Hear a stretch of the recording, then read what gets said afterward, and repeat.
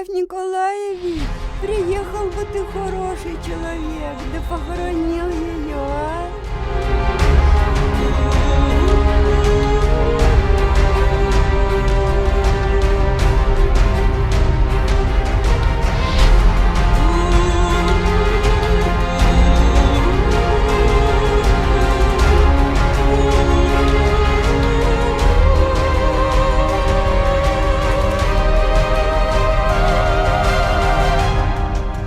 Похоронить это правильно, надо похоронить, время уже похоронить.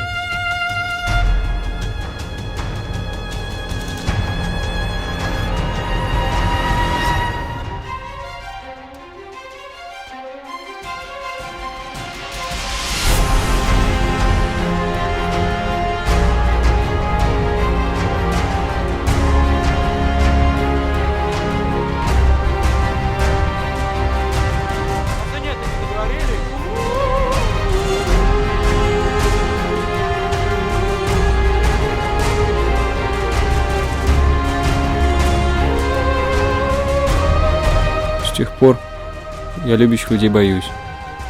Любить люблю, а когда меня любят, я не люблю.